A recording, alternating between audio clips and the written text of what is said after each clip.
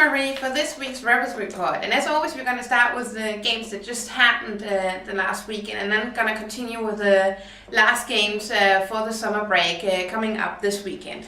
So let's start to talk about like 89ers versus Towers.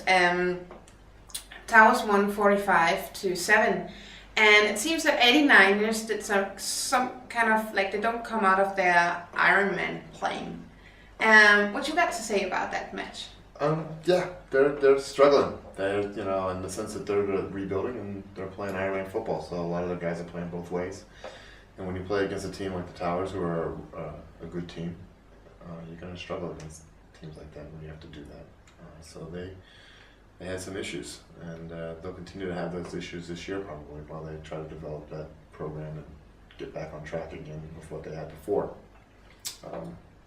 So if we call that Ironman football, would we then call Chris and Lisby the Superman from the Towers, like being actually like running the whole game? Yeah, he's JR's backup, and they had an opportunity for them to get him some experience that he needs.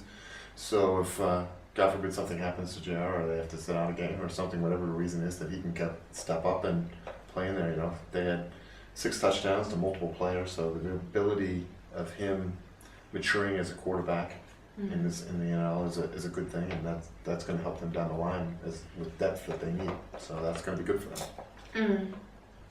Well, let's talk about the other game that happened that weekend. It was Gold Diggers versus Stallions. Sure. Well, the score was pretty clear, but I actually really would like to talk a little bit about Timo Euler, the German import. Sure.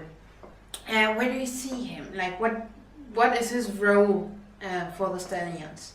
Well, I think he's the guy that's going to keep them together. Them moving up to the NL, they're obviously going to struggle a little bit. And he looks like a football player, he acts like a football player, and he's out there. He's probably their best weapon, and they have to try to keep him healthy and get him to get some points for them and help them out, like they had a couple weeks ago against the Demons. So those are things that are good for them. So that's important. Yeah. So. And the other game happening, and congrats on that one, was our game. Sure. Rebels vs. Swans, which went pretty well for us. Sure. One could say. The score was 69-7 for Hello Rebels. Are you satisfied? Anytime you win, it's always great. Are we satisfied? There's a lot of things we can clean up. They're another team right now. They're struggling. They also have a depth issue, so a lot of their guys have to play both ways. But they're a talented team. Their skill positions are really talented. So, and they're kind of that influx. They've got some old players that are doing some things, and they got they're young guys that are trying to learn and develop. Once again, Jakob through to Oliver. That's a combination they've had with success all year long. And Oliver's had over 600 yards passing and receiving yards, and probably after this game, he's probably closer to 700 and another touchdown. So they have the weapons there. They just have to be able to have the depth to build off of it. And until they can do that, they're going to probably struggle a little bit. And since we were healthy enough and fortunate enough to have Tor Stengel come back for us, who was a running back for us before. That was his first game back, and he had a great day. And it was good to see some smiles on his face and success there. All those things will help us down the road. So, we'll see.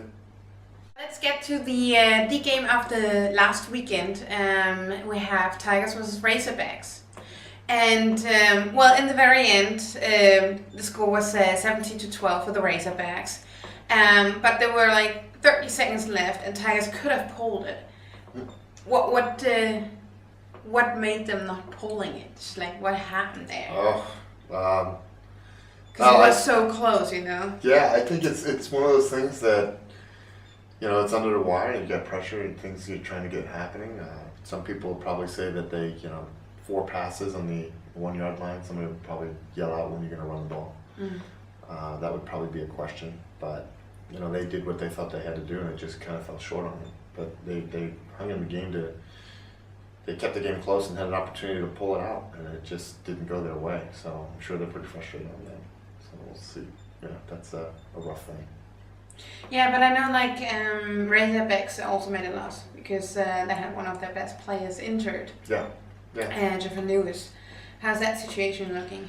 Not really sure. The Razorbacks, they don't really communicate very much on that. They like to keep everything kind of in-house and quiet, but he did get hurt in the game. And the question is just how badly it is. Rumors have it that he may have a concussion, but that that's yet to be seen. If it's something that he just got banged up and they decided to keep him out, then you'll see him next weekend. And that'll be kind of interesting. If not, then they'll take a little bit of time off of him, and that could hurt them down the road. Depending on how long it is, if it is something like that. If it's just a precautionary thing, then you'll probably see him out next weekend. Yeah, but it better not be serious, seeing they're facing Diggers.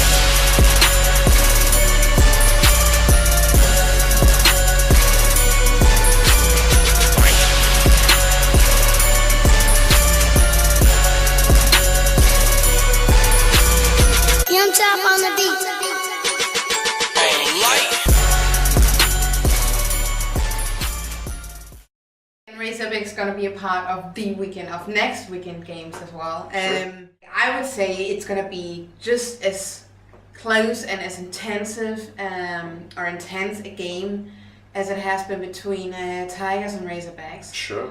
Without any doubt. So, yeah, where do you see that going? I mean, do you have any thoughts on that? Thoughts on that? Favorites? What you? Well, yeah. Well, it's from a selfish standpoint to help us. I would say, we're gonna have to try to cheer for the Diggers a little bit, because if they lose a game, it helps us get one game closer to the Razorbacks and maybe trying to secure that first position. Mm. But those two teams have had they have a history with each other, and those guys have been in the last few Memory Bowls against each other, and both have won, and both have had heartbreaking losses and those things. So they're very familiar with each other, and if Lewis is indeed out, that actually hurts them a lot. Yeah. Because he's the one thing in the run game that can give the Gold Diggers some issues at times. Mm. So that would be kind of interesting to see how they adjust to that. In the Tigers game, the Razorbacks had given up 10 sacks in the game. That's a lot. So you would have to imagine if they're sitting back to where they have to pass the ball a lot more, that's something that the Gold Diggers will try to take advantage of based on what they had seen, on film, what the Tigers had done. Mm. So that could be kind of interesting. That said, Rock, the quarterback, is going to probably do fairly well, and they'll have Desmond Anderson probably on their best receiver for the Gold Diggers, which is Jens Bohansen. So I would, or Storm Bachler. It's kind of who they want to try to feature or try to lock down a little bit and see who they can match up. So that could be a really interesting game over the evening when they play each other. Above that, we also have Towers hosting the Hurricanes. We have one of the top teams, unbeaten so far. So yeah, you sort of can say you can expect where that game is going. Sure. how are Hurricanes going to pull it off? Well, it's funny you say that. Yeah, the Towers are, you know, one of the best teams, if not the best team in the league right now. But the Hurricanes, interestingly enough, have a shot at the playoffs. You know, they haven't won a lot of games yet. They've won a couple, but we've got an outside track right now, so they have a motivation to play. They have a reason to play instead of just going, well, this is the Towers, and you know they're going to be better than us, and that's it. So they've got some reasons to do something. Yeah, but I see what you mean, because like when I think of Hurricanes, I sort of see them in the gray zone. Like you can't look at them and think white and black. Right. No. Because they're not. Sure. If they win if they're fortunate enough to win that game, and you know the Demons right now have the sixth seed in the playoff right now, and that's only one game behind the Hurricanes, or the Hurricanes are one game behind the Demons. So if they pick up one and the Demons drop one, it's right there. They're neck and neck for it. So that's kind of Are the Demons gonna drop one? Because we're gonna host the Demons. Yeah. Hope so. Those guys, you know, they're gonna come out for a little vengeance on us, and they're gonna, because we had some success with them in the last game. So it depends on where they're at mentally and how they feel that they can compete against us. But they're also a playoff team right now. They're a team that's, that sixth seed, so they're gonna want to try to secure it. So I'd imagine they're gonna go after us pretty hard. Yeah. So hopefully we'll pull one out. And I can just tell you guys, like all after how this, these weekend games are gonna go, everything can change in the league. So although the summer break is coming up, nothing has been decided yet. So stay tuned. I'll see you next week.